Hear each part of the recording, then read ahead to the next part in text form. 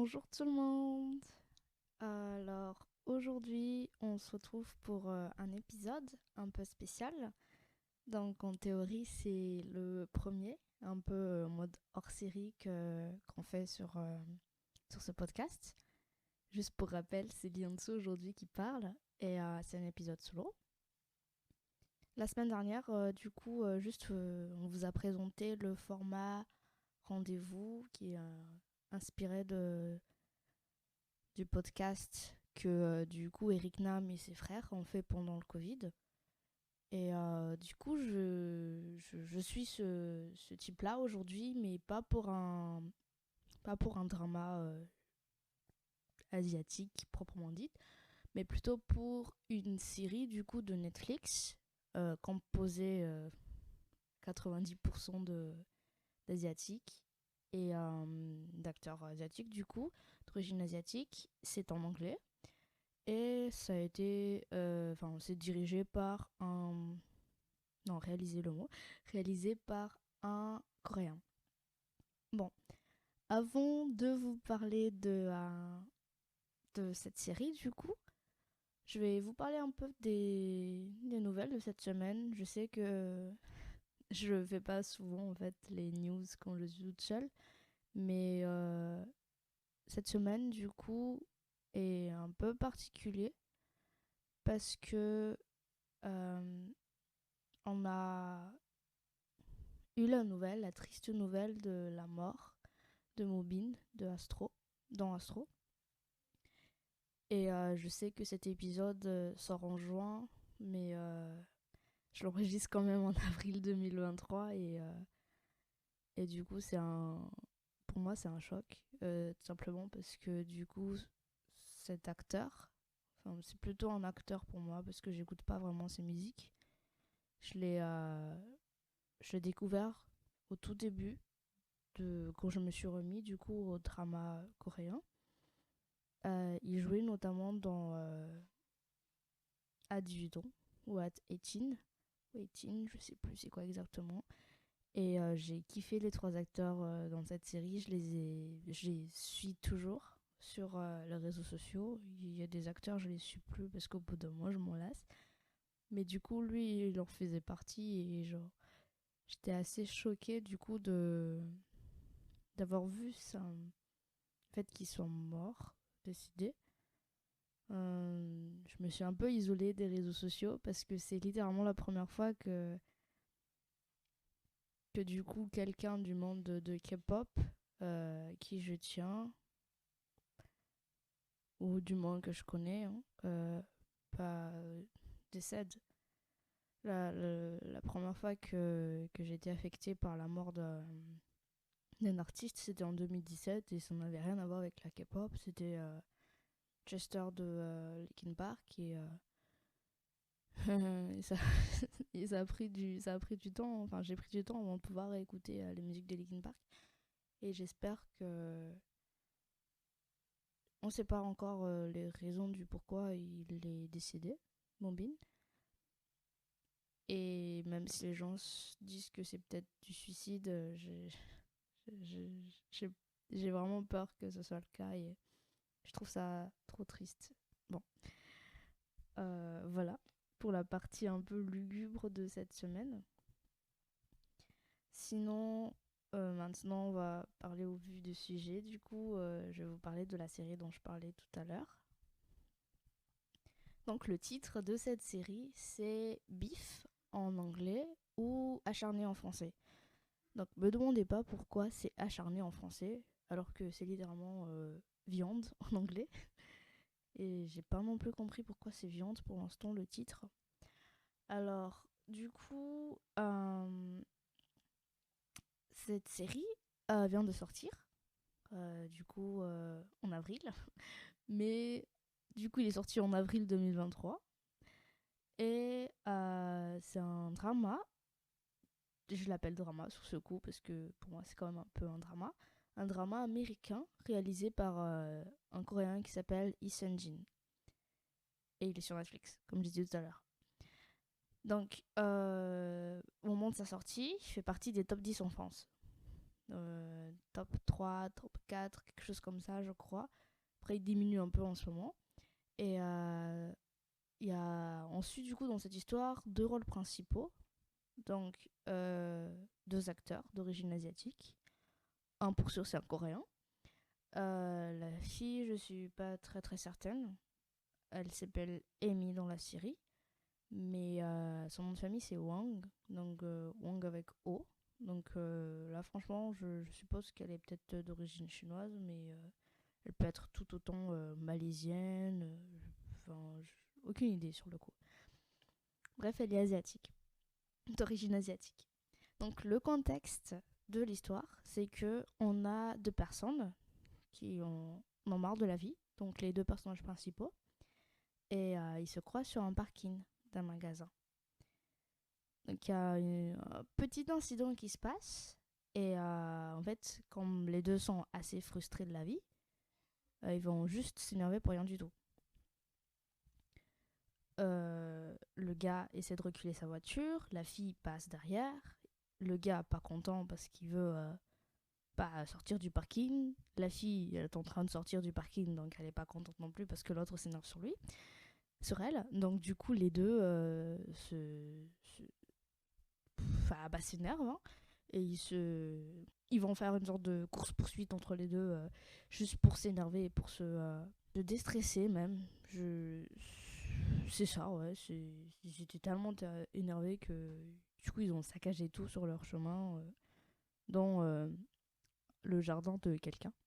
Donc ces deux personnages, ils vont du coup s'engager dans une sorte de guerre entre les deux, hein. De vengeance aussi. C'est pas en vengeance au point de tuer quelqu'un, mais c'est en vengeance en mode jeu même, mais ça commence à être un peu dangereux des fois. Et de cette manière, ils vont commencer à se connaître petit à petit. Donc, il y a 10 épisodes de la série, à peu près de 40 minutes de temps par épisode. Pour l'instant, j'en ai vu 6. J'attaque le 7e.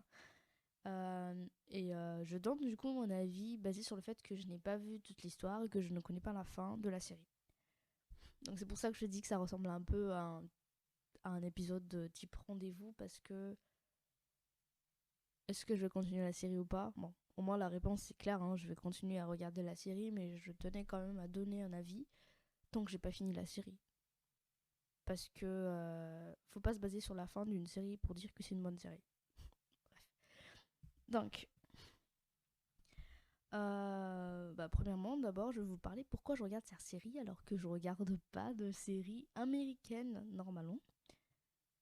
Je pense que ça fait très longtemps que je n'ai pas regardé de série américaine à part Chosen, mais c'est pas parce que je sais même pas si c'est américain, mais ça n'a rien à voir.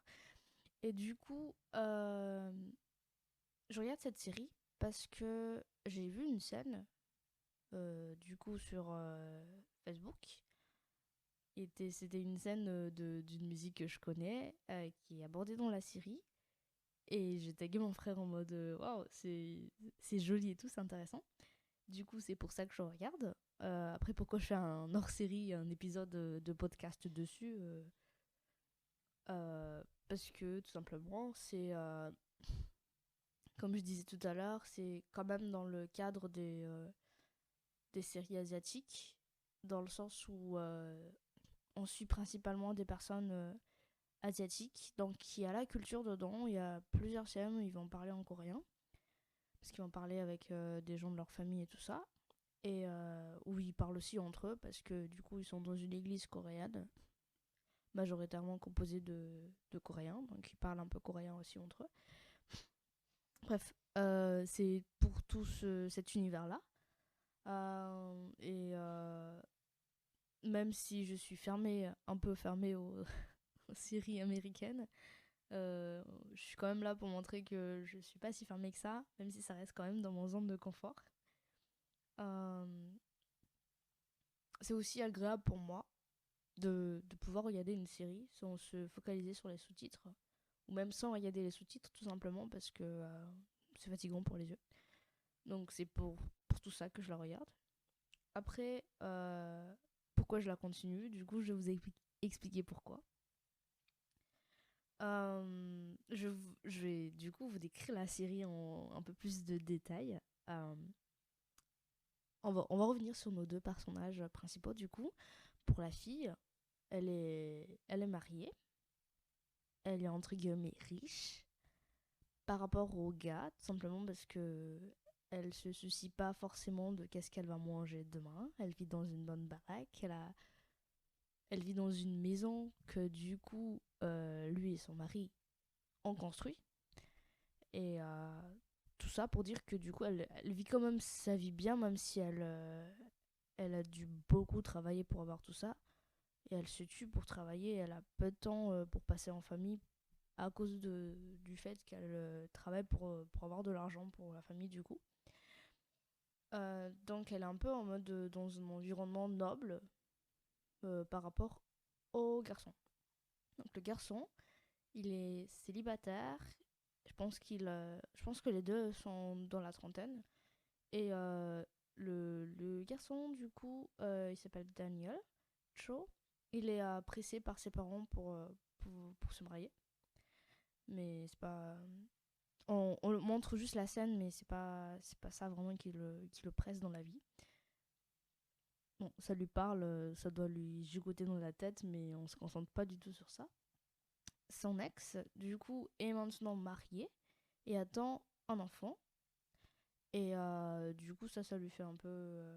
Peut-être une tête de jalousie, je sais pas trop, dans la tête. Enfin, c'est pas une jalousie, mais genre, il a envie que ça lui arrive aussi quelque part, ça se voit. Il a un petit frère qui a l'air de s'en foutre de tout. Mais honnêtement, je pense juste parce que son petit frère est perdu. Je sais pas trop quoi faire. Donc, le but de Daniel dans la série, c'est de ramener ses parents en Amérique, aux États-Unis. Bon, pour moi, ce qui est frappant dans cette série, et peut-être en fait c'est un peu le reflet de la réalité, mais c'est beaucoup trop montré quand même, c'est l'hypocrisie de tout le monde. Les gens sont hypocrites au travail, à l'église, entre familles et même en couple. Et quand je dis hypocrisie, c'est en mode. Des fois, ils sont énervés, mais ils font juste en mode non, non, ça va, y a pas de problème. Des fois, ils sont en mode oh, elle est trop jolie ta robe, alors qu'en fait, ça leur fait chier de dire une chose pareille. Il y a d'autres personnes qui font genre, ils sont hyper saints, justes et tout à l'église, alors que derrière, c'est n'importe quoi quand même, et on le sent. Donc, c'est quand même. Il y a cet environnement d'hypocrisie partout. Ce qui est intéressant, c'est qu'on rencontre ça dans n'importe quel milieu, qu'on soit à l'église, qu'on soit au travail, qu'on est riche ou qu'on est pauvre. On rencontre aussi les mêmes problèmes émotionnels. Donc, nos deux personnages qui sont assez différents de milieux de vie, de niveau de vie, ils sont quand même. Ils ont les mêmes problèmes émotionnels. Hein. Quelque part, ils sont stressés de la vie, ils doivent travailler beaucoup, beaucoup, beaucoup. Et ça leur bouffe la joie en fait. Bon, après, ce qui est vraiment sympa dans la série, c'est que on suit ces deux personnages qui ont l'air d'être opposés par rapport à leur milieu de vie, mais en fait qui se ressemblent beaucoup. Il y a notamment une scène dans l'épisode 6 où il y a quelqu'un qui les énerve sur le parking et les deux réagissent exactement pareil. C'est comme si c'était genre des meilleurs amis. Donc c'est assez drôle. C'est pas drôle, mais c'est assez. C'est bon, je pense que drôle c'est le mot. Genre. C'est pas pour. Dans le sens où ça me fait rigoler, mais c'est assez drôle de voir ce genre de situation où en fait deux personnes là ils s'énervent, ils s'aiment pas du tout, hein, ils s'apprécient pas, mais au final en fait c'est deux personnes qui se ressemblent beaucoup.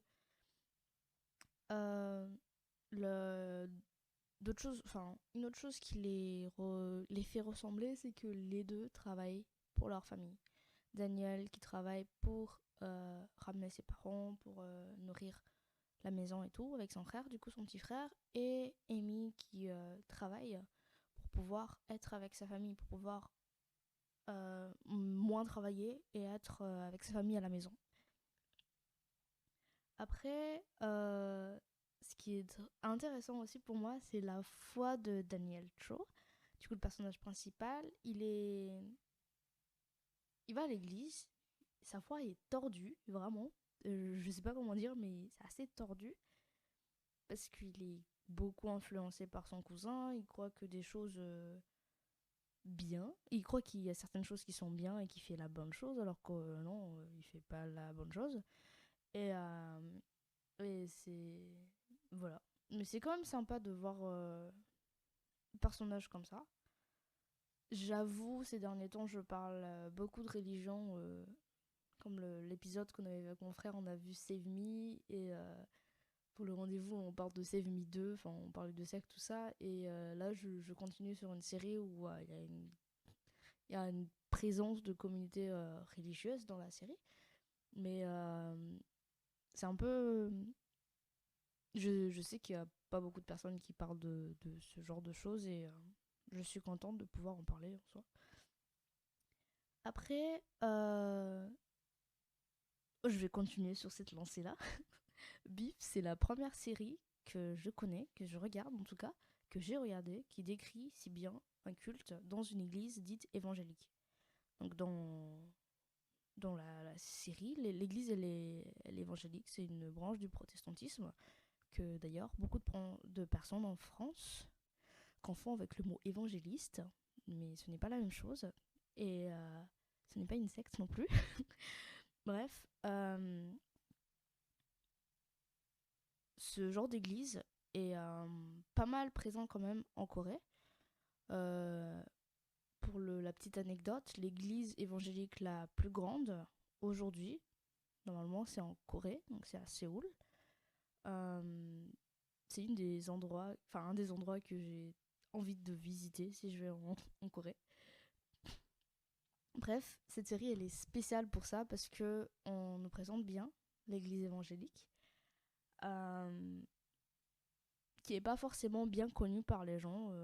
Quand les gens voient des personnes qui chantent comme dans la série, enfin ils sont en mode c'est une karaoké dans leur église, c'est quoi le délire et tout, mais c'est vraiment ça, c'est comme ça chez les évangéliques.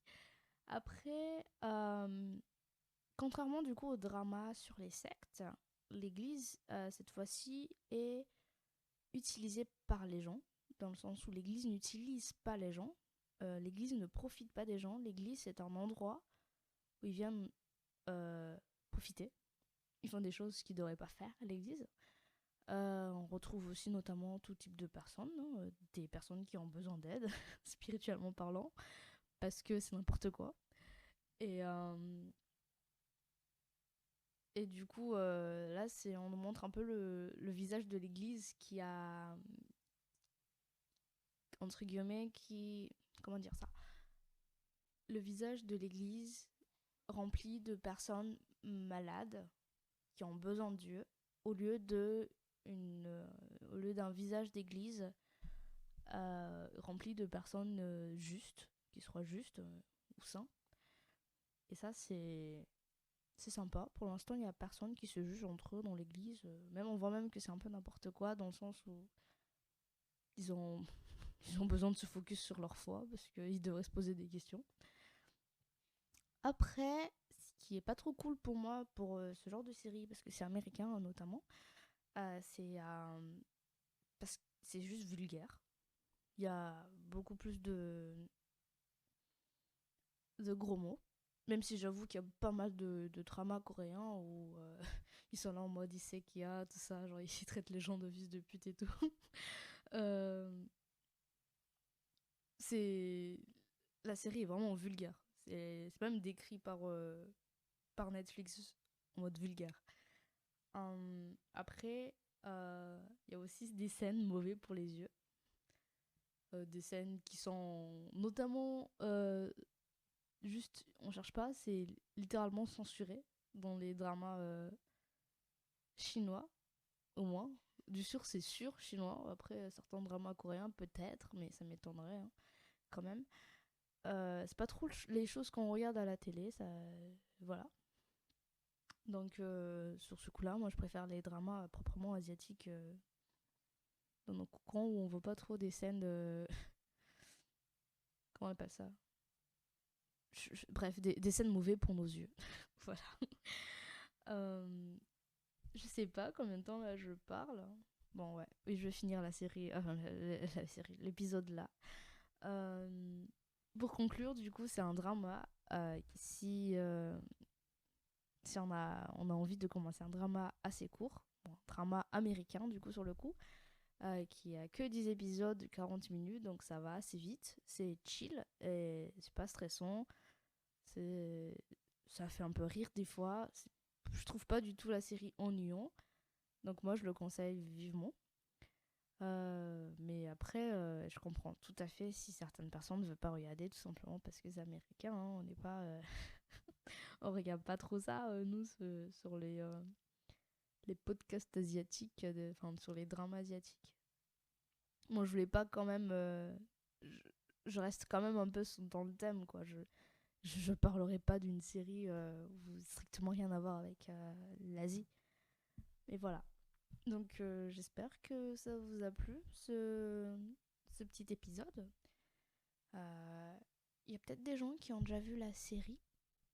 Je connais personne pour l'instant qui l'a vu dans mon entourage. Donc je serais contente si des gens nous disent un peu des avis sur la série. Et voilà. Je vous souhaite une bonne semaine. Et du coup, au prochain épisode, ce sera aussi un hors-série fait par Joëlie. Donc, c'est... elle vous présentera son sujet, mais ce sera pas sur des dramas proprement dit. Ce sera en rapport avec l'Asie, bien évidemment, parce que c'est quand même le sujet de notre podcast. Et on espère que ça va aussi vous plaire. Voilà. Je vous souhaite une bonne semaine et à plus.